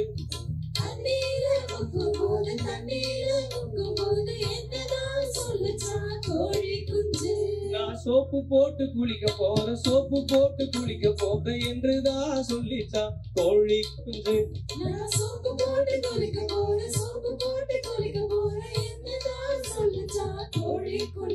நல்ல ஆளை ஊற வச்சு பிச்சு புடுறான், பிச்சு எடுக்கிறான். பிச்சியத்தான் புடுங்கும் போது என்னதான் சொல்லிச்சான் கோழி குஞ்சு. பிச்சு எடுத்துருவேன். அந்த 2வது லைன் பாட்டு சொல்லுவாங்க, இது மாதிரி சிக்குன்னு சொல்லிதான் சொல்லுங்க. என்னதான் சொல்லிச்சான் கோழி குஞ்சு, என்னதான் சொல்லிச்சான் கோழி குஞ்சு. நான் ஹேர் கட்டிங் பண்ணிக்கிறேன், ஹேர் கட்டிங் பண்ணிக்கிறேன் என்றுதான் சொல்லிச்சான் கோழி குஞ்சு. கட்டிங் பண்ணிக்கிறேன், கட்டி பண்ணிக்கிறேன் என்னதான் சொல்லிச்சான் கோழி குஞ்சு. எல்லாத்தையும் குடி எடுத்துட்டு ஆள் மேல என்ன தடவுறாங்க? இப்போ மஞ்சளை போடுறாங்க. போட்ட உடனே அவர்கிட்ட கேக்குறாங்க, மஞ்சளை தான் தடவும் போது, மஞ்சளை தான் தடவும் போது என்னதான் சொல்லிச்சான் கோழி குஞ்சு, என்னதான் சொல்லிச்சான் கோழி குஞ்சு. நான் மஞ்சள் தேய்ச்சி குளிக்க போறேன், மஞ்சள் தேய்ச்சி குளிக்க போறேன் என்றுதான் சொல்லிச்சான் கோழி குஞ்சு. நான் மஞ்சள் தேய்ச்சி குளிக்க போறேன், மஞ்சள் தேய்ச்சி குளிக்க போறேன் என்றுதான் சொல்லிச்சான் கோழி குஞ்சு. நல்லா மஞ்சள் கலர்ல தடவி ஆளை பீஸ் பீஸா வெட்டுறாங்க. துண்டு துண்டா வெட்டும் போது, துண்டு துண்டா வெட்டும் போது என்னதான் சொல்லிச்சான் கோழி குஞ்சு. துண்டு என்னதான் சொல்லிச்சான் கோழி குஞ்சு. நான் சொல்லிச்சு தெரியுமா? சந்தோஷமா சொல்லிச்சு, நான் ஹாப்பி பர்த்டே கொண்டாடுறேன், ஹாப்பி பர்த்டே கொண்டாடுறேன் என்றுதான் சொல்லிச்சான் கோழி குஞ்சு. நான் ஹாப்பி பர்த்டே கொண்டாடுறேன். ஹாப்பி பர்த்டே கொண்டாடுறேன் என்னதான் சொல்லிச்சான் கோழி குஞ்சு. இது வந்து ரொம்ப ஸ்டைலான கோழியா இருக்கு. ஹாப்பி பர்த்டே கொண்டாடுறேன், ஹாப்பி பர்த்டே. அடுத்தது அவர் என்ன பண்றாரு? துண்டு துண்டா வெட்டி எண்ணெயில விடுறாங்க ஆளு. விடுறப்ப என்ன சொல்றாரு? எண்ணெயில போடு போது, எண்ணெயில போடு போது என்னதான் சொல்லிச்சா கோழி குஞ்சு, என்னதான் சொல்லிச்சான் கோழி குஞ்சு. நான் சொல்லிது தெரியுமா? நான் ஆயில் பாத்து பண்ண போறேன், ஆயில் பாத்து பண்ண போறேன் என்றுதான் சொல்லிச்சா கோழி குஞ்சு. நாய் பார்த்து பண்ண போறேன், ஆய் பார்த்து பண்ண போறேன் என்னதான் சொல்லிச்சான் கோழி குஞ்சு. நல்லது நல்லா ரெட் கலர்ல வறுத்துட்டாங்க. வறுத்த உடனே தொண்டையில போடுறான்.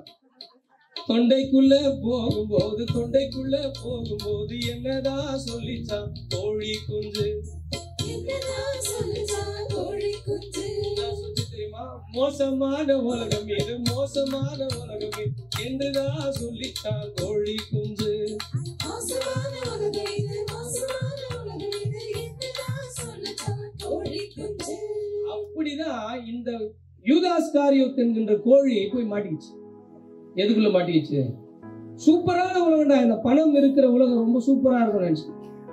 ஆனா கடைசியில தெரிஞ்சது, நான் பணம் என்று நம்பி வந்திருக்கிற இந்த உலகம் இருட்டானது, அது என்னை தற்கொலைக்கு அழைத்து செல்லும், என் வாழ்க்கையை அழித்து விடும் என்று சொல்லி யூதாஸ் புரிந்து கொண்டார். ஆனா கடைசி வரைக்கும் அவர் மீட்பரை தேடி வர எங்க போயிட்டாருங்க? தூக்கு மரத்தை தேடி போயிட்டார்.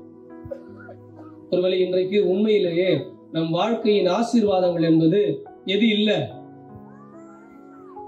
பணம் ஆசீர்வாதம் அப்படின்னு புரிஞ்சுக்கிட்டீங்க அப்படின்னா, அந்த பணத்துக்கான ஆசீர்வாதமே நீங்கள் பிறருக்கு வாழ்வளிக்கிற பொழுதுதான். அதை நான் மறுப்பு சொல்லலைங்க.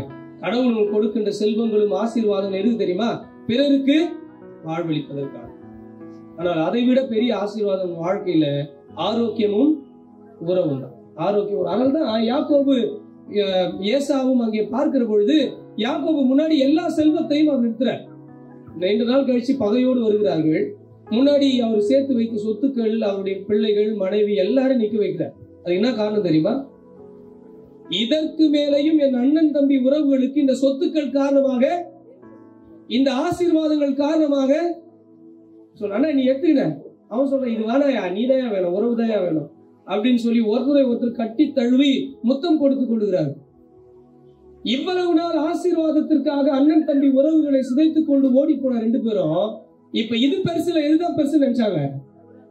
உறவுதான் பெருசு, என் அண்ணன் தான் பெருசு, என் தம்பி தான் பெருசு, ஒருத்தரை ஒருத்தர் நேசிக்க ஆரம்பிச்சிட்டாங்க.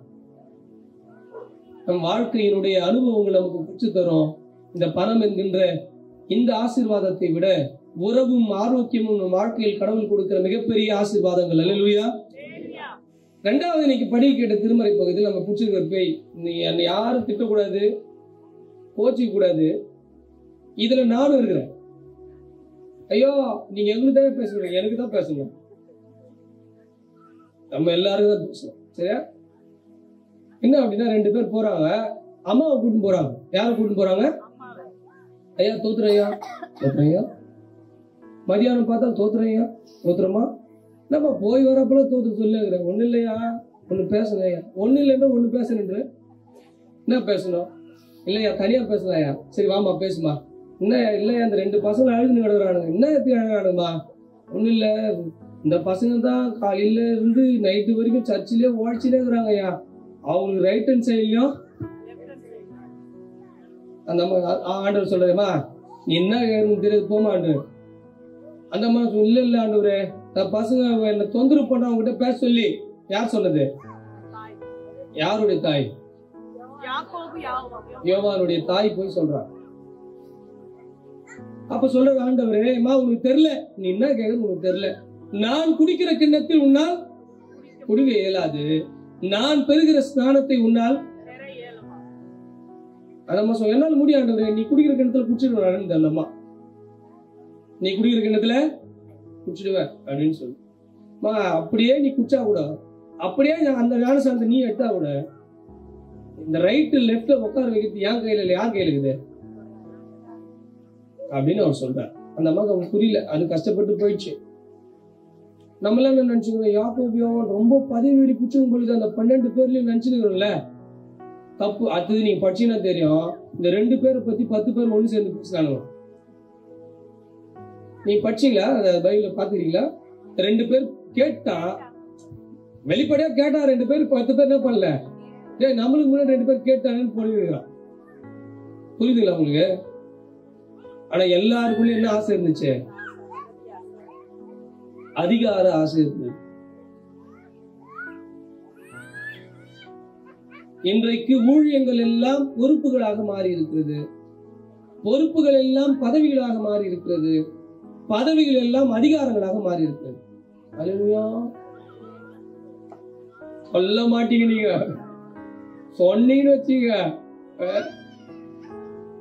ஆனா என்ன மாறணும் அப்படின்னா, அதிகாரங்கள் எல்லாம் பொறுப்புகளாக மாறணும், பதவிகளா மாறணும். பதவிகள் எல்லாம் என்னவா மாறணும்? பொறுப்பா மாறணும். பொறுப்புல என்னவா மாறணும்? ஊழியமா மாறணும். அப்படியே போயிட்டு எப்படி வரணும்? இப்படி வரணும். போய் கேட்ட உடனே ஏசு சொல்றதா இதெல்லாம் உங்களுக்கு புரியல, என்ன சொல்ல உங்களுக்கு புரியல போன்ற இந்த 12 பேருக்குள்ளும் இருந்த அந்த அறியாமை தான் பதவி ஆசை. நான் உண்மையிலே நான் புரிந்து கொள்கிறேன், இந்த 12 பேரும் பெருசா ஒண்ணு தப்பெல்லாம் பண்ணல. எல்லாருக்குள்ளயும் இருக்கிற அறியாமை தான் பதவி ஆசை. எல்லாருக்குள்ளயும் இருக்கிற அறியாமை தான், எனக்குள்ளும் இருக்கிற அறியாமை தான், இவருக்குள்ள இருக்கிற அறியாமை தான், ஐயாக்குள்ள இருக்கிற அறியாமை தான். இவைகள் எல்லாம் எப்ப மாறும் அப்படின்னா, ஆண்டவர் எனக்கு எந்த பொறுப்பை தந்தாலும் தராவிட்டாலும் ஆண்டவருக்கு ஊழியம் செய்வதே என்னுடைய கடமை. பொறுப்புல இல்லைனாலும் இருந்தாலும் நான் ஆண்டவருக்கு ஊழியம் செய்யறதுல கொஞ்சம் கூட என்ன பண்ண மாட்டேன், குறைந்து போக மாட்டேன் என்கின்ற எண்ண ஓட்டம் இன்றைக்கு திருச்சபைக்கு குறைந்திருக்கு. இந்த 12 பேரை போல நமக்குள்ளேயும் அந்த ஆசைகள் வந்து விடுகின்றன. ஆனால் இதுவும் ஒரு பேய் தான், பதவி பேய். இதுவும் ஒரு பேய். இதையும் நம்ம ஓட்டல அப்படின்னா திருச்சபை நாளைக்கு காலியாயிடும், கூடாரம் காலியாயிடும். என்ன நடக்க சொல்லுங்க பாக்கலாம். பிரிவினை வந்து என்ன ஆகும்? சண்டை வந்து என்ன ஆகும்? வேற வேற கோயில் வராங்க. பாயிண்ட் யாரு இது? வேற வேற கோயிலுக்கு காணிக்கு வராது, டெசரையா காணிக்கு வராது, வேற வேற கோயிலுக்கு போயிடுவாங்க. அப்பதான் ஒரு ஐயர் போய் ஒரு பாஸ்டர் சொன்னார், ஐயா நம்ம சர்ச்சில் இருக்கிறவங்க அந்த சர்ச்சுக்கு போறாங்க ஐயா. அப்ப அந்த ஐயா சொன்னார், நீ கவலைப்படாது, ஒரு ஜெயில இருந்து ஜெயிலுக்கு போறாங்க, அங்க ஆயுள் தண்டனை முடிஞ்சோட எங்க வந்துருவாங்க.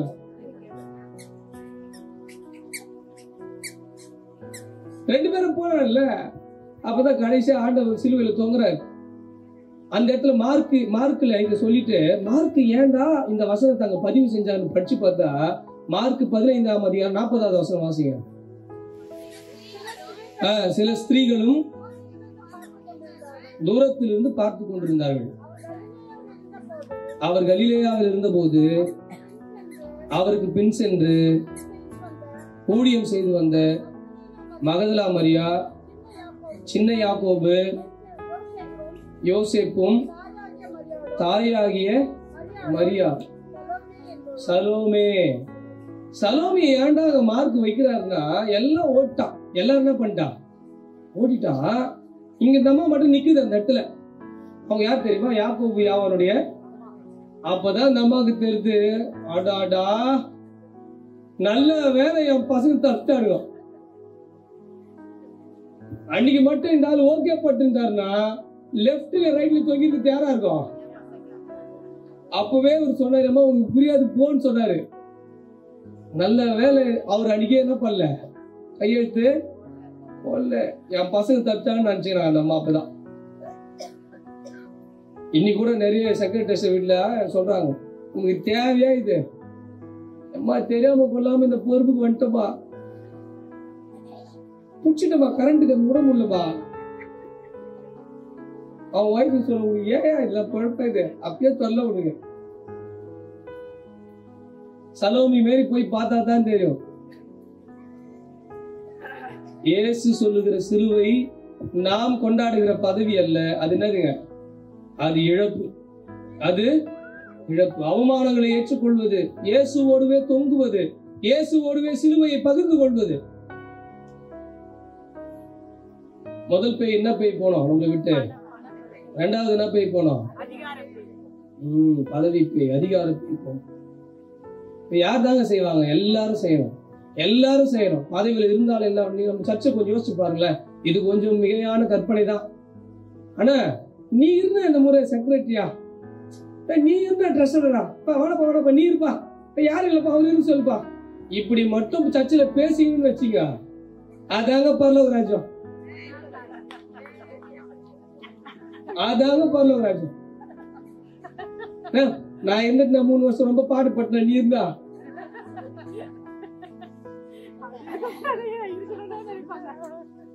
இல்ல இல்ல அப்படிதான் நானும் நினைக்கிறேன். அது நல்லா சொல்றேன், எல்லாருக்குள்ளயும் அது அறியாம. ஆனால் ஆண்டவருடைய ராஜ்யத்துக்கு ஆயத்தப்படுகிற உனக்குள் அந்த பேய் இருக்கவே கூடாது. கடவுள் உனக்கு ஒரு வாய்ப்பு கொடுக்கிறாரா, அதுல எந்த அளவுக்கு உன்னை தாழ்த்தி கொள்ள முடியுமோ, எந்த அளவுக்கு உன்னால் ஊழியத்தை செய்ய முடியுமோ அந்த அளவுக்கு செய்கிற பொழுது அதை விட ஆசீர்வாதம் உன் வாழ்க்கையில் இருக்காது. தலைமுறை தலைமுறையாய் நீ ஆசீர்வதிக்கப்பட்டிருப்பா, அதுல எந்த சந்தேகமும் இல்லை. ஆனால் உனக்கு கொடுக்கின்ற கடவுள் கொடுக்கிற ஊழியத்தை நீ சரியான பண்ணும். எல்லாரும் மனசுல கை வச்சு, நானும் வச்சுக்கிறேன், எல்லாருக்கும் போகுது, எல்லாரும் மனசுல கை வச்சு, ஆண்டவரே நீர் கொடுத்த ஊழியம் அது சின்னதானாலும் பெருசானாலும் உன் சிலுவையை விட எனக்கு பெரிய அடையாளம் ஒண்ணும் இல்லை. உண்மை விட அது ஒண்ணும் எனக்கு பெருசு இல்லை.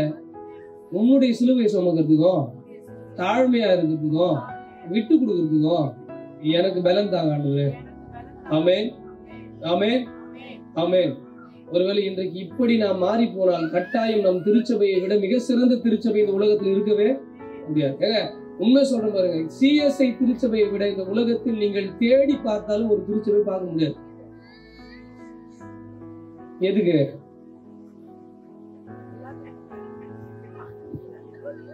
இருக்க முடியாதா? எதுக்கு? நான் நேர்மறையா தான் சொல்ல வந்தேன். ஐயா சொன்ன டோன்னால எனக்கு அப்படி வந்துச்சு. ஓ அப்படி கூட இருக்கும். எல்லாத்துலயும் எக்ஸ்ட்ரீம், நம்ம ஊழிய செய்யறதுல எக்ஸ்ட்ரீம், சண்டை போட்டு ஒவ்வொரு சண்டேலயும் சமாதானத்தோட போய் வாருங்க, கையை விரிச்சு மடங்கிறதுக்குள்ள ஒரு சொல்லிருக்காங்க. ஆயிரம் வெஸ்டி பக்கமா கூட பூரி இருந்து ஓட்டு இருப்பாரு. சண்டே வர்ஷிப்னா வர்ஷிப்பா மாறிடும், சண்டே வர்ஷிப்பா மாறிடும். மா வரத்துக்குள்ள என்ன வேண்டாங்க, மான்னு வரும். இன்றைக்கு திருச்சபையில சாத்தான் அவிழ்த்து விட்டு இருக்கிற மிகப்பெரிய பிளவுக்கான சக்தி எதுனா இதுதான், இதுதான், இந்த பேய் தான், இந்த பேய் தான். நம் திருச்சபையை நாம தாங்க பாதுகாத்துக்கணும், நம் உறவுகளை நாம தாங்க பாதுகாத்துக்கணும். என் அண்ணன் தம்பியை விட நான் இதுவரைக்கும் அண்ணன் அக்கா அப்படின்னு பழகின இவர்களை விட இந்த பதவி எனக்கு பெருசுன்னு நம்ம நினைச்சோம் அப்படின்னா நம் திருச்சபையை விட சிறப்பான திருச்சபை எங்குமே இருக்காது. அதே போலவே யாரு ஊழியத்துக்கு வந்தாலும் அவர்களுக்கு மரியாதை கொடுக்கின்ற எல்லாம் அவங்க வந்துட்டான்ல, அவனுக்கு எவ்வளவு முட்டுக்கடை கொடுக்க முடியும் அப்படின்னு நினைக்கிறதும் ரொம்ப அழுக்கான எண்ணம். வந்துருக்கு நம்ம அண்ணன்டா, நம்ம அக்காடா அப்படின்னு சொல்லி தோல் கொடுத்து செய்கின்ற எண்ண ஓட்டமும் நம்ம கட்டாயம். இப்ப இன்றைக்கு திருச்சபைகளை நாம் பொதுவாய் மாற்றிக்கணும். அதனால 2 பேர்கிட்ட கேட்கிறார், நான் உனக்கு என்ன செய்ய வேண்டும் என்று கேட்ட உடனே ரைட் ஒருத்தர் லெப்ட் ஒருத்தர் கேட்டாரு. ஆனா இதே கேள்வி அடுத்து மார்க் வைக்கிறாரு. யாருக்கிட்ட கேட்கிறாரு? பத்திமேயி பார்வையற்றவரிடம் கேட்கிறார், நான் உனக்கு. இவர் கேட்டது என்னது? எனக்கு வந்து லெப்ட் ரைட்ல ஒரு அதிகாரம் வேணும்னாங்க. ஆனா இவர் கேட்கிறாரு, பார்வை பெற வேண்டும். பார்வை பெற்ற உடனே அவர் என்ன பண்றாருன்னா, மீண்டும் போய் ஊருக்குள் போய் சந்தோஷமா வாழாம, அவருடைய வாலிப காலங்களில் அவர் அனுபவிக்க வேண்டிய சந்தோஷங்கள் எல்லாம் அனுபவிக்கல. அப்பா அம்மா கூட இல்ல, பாவி என்று முத்திரை குத்தப்பட்டு எங்க இருக்கிறாரு? அதை அனுபவிக்காமல், இந்த வாழ்க்கை ஆண்டவர் எனக்கு கொடுத்தது, அவருக்காகவே நான் செலவழிக்கிறேன் என்று சொல்லி அவரை பின்தொடர்ந்து போகிறார். யாரு? உண்மையிலேயே பார்வை பெற வேண்டியவர் பத்திமேயி அல்ல. யார் தான்? சீடர்கள் தான் என்று சொல்லி மார்க் பதிவு செய்கிறார். உண்மையிலேயே யாரா பார்வை இல்லாதவன? யார் தான்? சீஷர்கள் தான். சீடத்துவத்தை பற்றி புரிந்து கொள்ளாத பார்வை அவனுக்கு இருந்துச்சு. உண்மையான சீடத்துவம் என்ன தெரியுங்களா? கடவுளுக்கு எதெல்லாம் பிடிக்காதோ அதை விட்டுருது. அப்படித்தானே? அப்படியா? கடவுளுக்கு சிகரெட் பிடிச்சா பிடிக்காது, ஆன் பிராக் போட்டா பிடிக்காது, லஞ்சம் வாங்கணும், இதெல்லாம் விட்ட. அதை விட கடவுள் விரும்பாததை விட்டு விடுவது மட்டும் சீடத்துவம் அல்ல, எனக்கு எது அதிகம் பிடிக்குமோ அதை விட்டு விடுவதுதான் சீடத்துவம். டிசைபிள்ஷிப்ன்றது கடவுளுக்கு பிடிக்காத விட்டுறது மட்டும் இல்ல, எனக்கு எது அதிகமா பிடிக்குமா. நல்லா சொன்னார், தன்னைத்தான் வெறுத்து தன் சிலுவை எடுத்துக்கொண்டு என்னை. ஆமா, love your neighbours as yourself அப்படின்னார்ல. உன்னை நேசிப்பது போல பிறரை நேசி. உனக்கு இந்த உலகத்துல ரொம்ப யார் பிடிக்கும்? உனக்கு ரொம்ப பிடிச்சவங்க யார் உலகத்துல? தெரியலையா?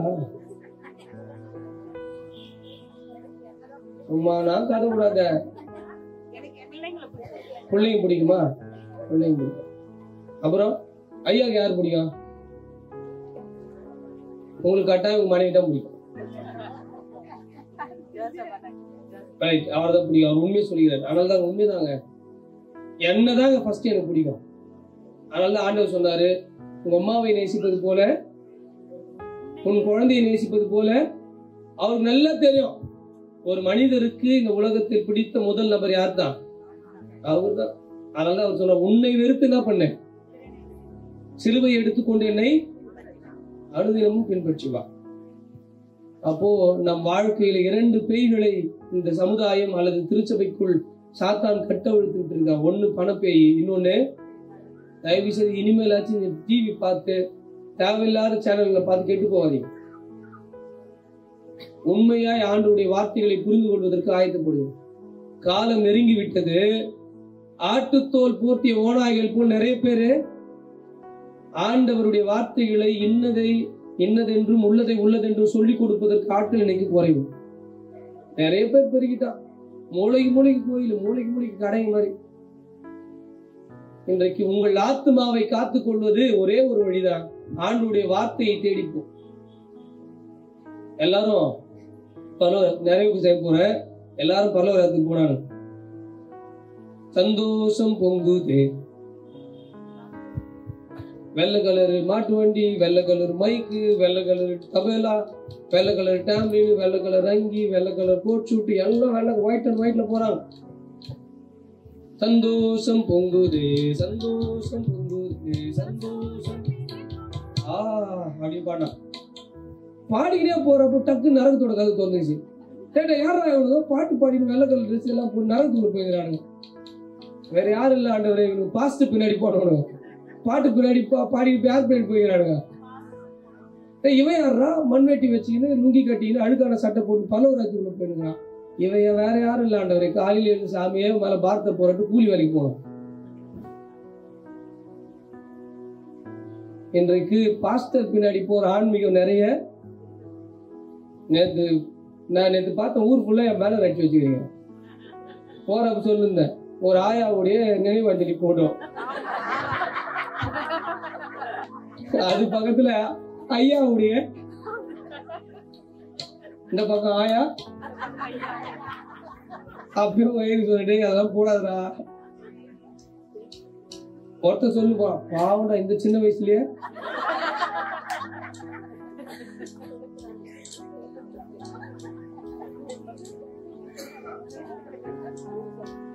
தயவு செய்து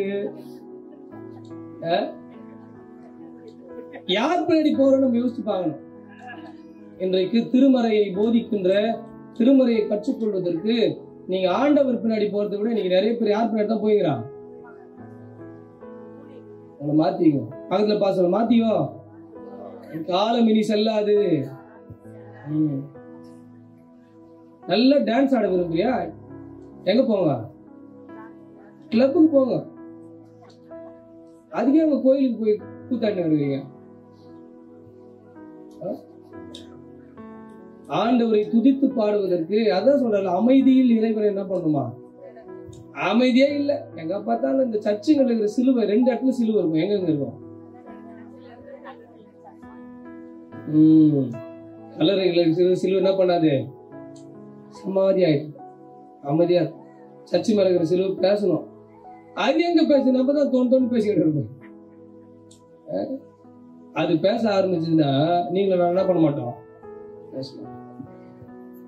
அந்த சிலுவை நம் நெஞ்சை கிழிப்பதற்கு நாம் ஆயத்தமா இருக்கணும். சிலுவை அவங்க நெஞ்சை கிழிக்க வேணும், உங்க அரசு இந்த மண்ணில் மலர வேணும். யூதாசு காரியோத்துங்க, பேச்சு வாடா ஜோருங்க, ஏழை மீது பாசத்தை அள்ளி வீசுறது நடிப்புங்க. ஐயா, இந்த அம்மா தேவையில்லாம இந்த தைலத்தை வீணடிச்சிட்டாங்க. இது வித்துதான் எத்தனை ஏழைங்களுக்கு? யார் பேசுறது? அவர் தான் 30 வெள்ளி காசு என்ன பண்ணிட்டாரு? 30 வெள்ளி காசு தானுங்க, முடிஞ்சது அவங்க பவுசு அம்புட்டு வேஷம் களைஞ்சதுங்க. கூடவே சுத்துற செவ்வாழ ஜால்ராவ பாருங்க, கூடவே சுத்துற செவ்வாழ ஜால்ராங்கிறான் பாரு. வல பக்கம் இட பக்கத்தை கேட்க திட்டம் போடுதுங்க. யாரு? அதிகார பேய்களோட ஆட்டங்க, அந்த ஆபத்து வந்தா அம்புட்டு கூட்டமும் ஓட்டங்க. ஒருத்தவங்க கூட சிலுவை பக்கத்துல ஆடு மாடு அவங்க ஊடு, அல்லேலூயா சத்தம் போடு. ஆடுல மாடுதான் பேசலாம், சோதரணும் ஆடுதோஸ்ல ஆள வந்து மிரட்டி புட்டா அவரை நானே இல்லைன்னு சொல்லு. சார் நான் அவர்ல சார். யார்கிட்ட சொன்னாரு? அந்த அம்மா கேக்குறாங்க, நீ அவரு தானே இருந்த? நான் அவரு இல்லைங்க. அவர் தான் சொல்றாரு, ஆண்டவர் எங்க போனாலும் நான் கூட வந்து சாவேன், ஃபுல்லா கைவிட என்ன. யாரு? நான் நீ எங்கே போய் மரித்தாலும் கூட வருவேன். அவர்தான் ஆண்டவரை மறுதளிக்கும் கூட்டங்க. ஐயா பேச்சில் மட்டும் வீர வசனம் வெடிக்குங்க. பல்லமா சிலுவை அவங்க நெஞ்ச கிழிக்க வேணும், உங்க அரசு இந்த மண்ணில் மலர வேணும். சிலுவை அவங்க நெஞ்ச கிழிக்க வேணும், உங்க அரசு இந்த மண்ணில் மலர வேணும். யூதாசு காரியோத்துங்க, பேச்சு வடதோருங்க, யூதாசு காரியோத்துங்க, பேச்சு வடதோருங்க, ஏழை மீது பாசத்தை அள்ளி வீசுறது நடிப்புங்க. ஏழை மீது பாசத்தை அள்ளி வீசுறது 30 வெள்ளி காசு தானுங்க, முடிஞ்சது அவங்க பவுசு அம்புட்டு வேஷம் கடைஞ்சதுங்க. 30 வெள்ளி காசு தானுங்க, முடிஞ்சது அவங்க பவுசு அம்புட்டு வேஷம் கடைஞ்சதுங்க. சிலுவை அவங்க நெஞ்ச கிழிக்க வேணும், உங்க அரசு இந்த மண்ணில் மலர வேணும். கூடவே சுத்துற செவ்வாழ ஜாலாவ பாருங்க, கூடவே சுத்துற செவ்வாழ ஜாலாவ பாருங்க. வல பக்கம் இட பக்கத்தை கேட்க திட்டம் போடுதுங்க, வல பக்கம் இட பக்கத்தை கேட்க திட்டம் போடுங்க. அதிகார பேய்களோட ஆட்டங்க, அந்த ஆபத்து வந்தா பட்டு கூட்டமும் ஓட்டங்க. அதிகார பேய்களோட ஆட்டங்க, அந்த ஆபத்து வந்தா பட்டு கூட்டமும் ஓட்டங்க. சிலுவை அவங்க நெஞ்ச கிழிக்க வேணும், உங்க அரசு இந்த மண்ணில் மலர வேணும். ஆடு மாடு அவங்க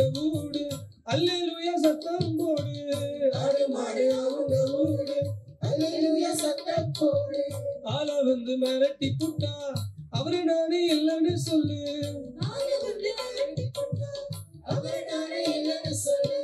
ஆண்டவர மறுநாளிக்கும் கூட்டங்க ஐயா பேச்சில் மட்டும் வீர வசனம் அடிக்குங்க. ஆண்டவர மறுநாளிக்கும் கூட்டங்க ஐயா பேச்சில் மட்டும் வீர வசனம் அடிக்குங்க. சிலுவாவுக நெஞ்ச கிழிக்க வேணும், உங்க செய்த மணி மலர வேணும். எல்லாம் மனசுல கை வச்சு சொல்லும் பார்க்கலாம். சிலுவை எங்க நெஞ்ச கிழிக்க வேணும், உங்க அரசு இந்த மண்ணில் மலர வேணும், வேணும். அல்ல முடிஞ்சிச்சு. ஆமென். சிலுவை நம் நெஞ்சை கிழித்து உண்மையிலேயே ஆண்டவருடைய சீடர்களாய் வாழ்வதற்கு இப்படிப்பட்ட பேய்கள் எல்லாம் நம்மை அணுகாதபடி பார்த்துக்கொள்ளும். அல்லேலூயா, அல்லேலூயா, ஆமென். நாம் தொடர்ந்து எழுந்து நின்று ஆண்டவருடைய கரத்துல நம்மை அர்ப்பணிப்போம். ஆண்டவரே, நீர் என்னோடு பேசினுடைய வார்த்தைகளுக்கு ஸ்தோத்திரம். யாருக்கும் இந்த வார்த்தைகள் அல்ல, என்னை மாற்றிக்கொள்வதற்கு நீர் என்னோடு பேசினீர் என்று சொல்லி என்னை ஆயத்தப்படுத்திருக்கு. இன்னும் உடைய ஊழியத்தில் நான் எப்படி செயல்பட வேண்டும் என்று சொல்லி எனக்கு அறைகூவல் தந்திருக்கிறீர் சுவாமி. உம் சத்தத்தை கேட்க எங்கள் காதுகள் திறந்திருக்கட்டும் என்று சொல்லி நாம் ஆண்டவரை நோக்கி நாம் பார்ப்போம். நான் குறைவுள்ளவன், நானும் சாயல் இழந்து வெகு தூரம் போயிருக்கிறேன், ஆனாலும் நெருங்கி வருகிறேன் ஆண்டவரே, மனம் திருந்தி வருகிறேன் ஆண்டவரை ஏற்றுக்கொள்ளும் என்று சொல்லி நாம் சொல்வோம். நிறைவற்ற வாழ்வை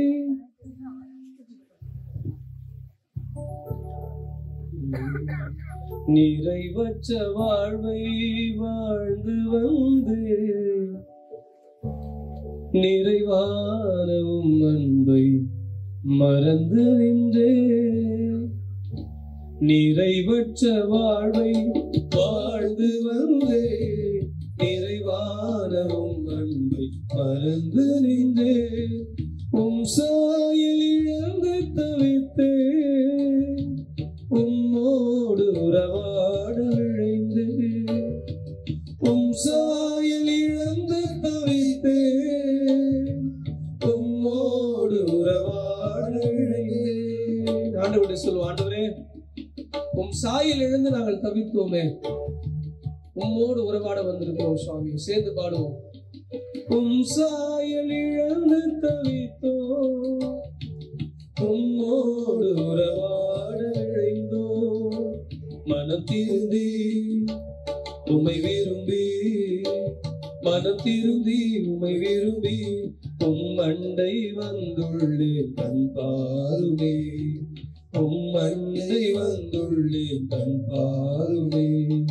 திராட்சை செடியே என் துணையாளரே, உம் அண்டை வந்தேன் கண் பாருமே. திராட்சை செடியே என் துணையாளரே, உம் அண்டை வந்தேன் கண் பாருமே. ஆண்டவருடைய கரத்துல நம்மை அர்ப்பணிப்பதற்கு அடையாளமாய், ஆண்டவரே உண்மையை நான் நம்பி வந்திருக்கிறேன் சுவாமி, உன் கரத்திலே என்னை அர்ப்பணிக்கிறேன் சுவாமி. நான் குறைவுள்ளவன் தான், ஆனாலும் ஊழியத்தை செய்வதற்கு எனக்கு வாஞ்சை இருக்கிறது. நீ தந்திருக்கிற இந்த ஊழியத்தை நான் சிறப்பாக செய்வதற்கு என் உள்ளத்தையும் சிந்தையும் நீர் பலப்படுத்தியிருந்தோம் சுவாமி என்று சொல்லி நாம் கேட்போம். ஆண்டவர் நம்மை நேசிக்கிறவர். அப்படிப்பட்ட குறைவுள்ள சீடர்களை கொண்டுத்தானே இந்த உலகத்தினுடைய இறையாட்சி நிலைநாட்டி இருக்கிறார், திருச்சபையை உருவாக்கி இருக்கிறார் என்று சொல்லி நாம் நினைத்து பார்த்து நம்பி வந்தேன் ஆண்டவரே, உம் பாதத்தை நம்பி வந்திருக்கிறேன் என்று சொல்லி நாம் பாடுவோம். நம்பி வந்தேன் மேசியா, நான் நம்பி வந்தேனே. திவ்ய சரணம் சரணம் சரணம் ஐயா, நான் நம்பி வந்தேனே. நான் நம்பி வந்தேன் மேசியா, நான் நம்பி வந்தேனே. திவ்ய சரணம் சரணம் சரணம் ஐயா, நான் நம்பி வந்தேனே.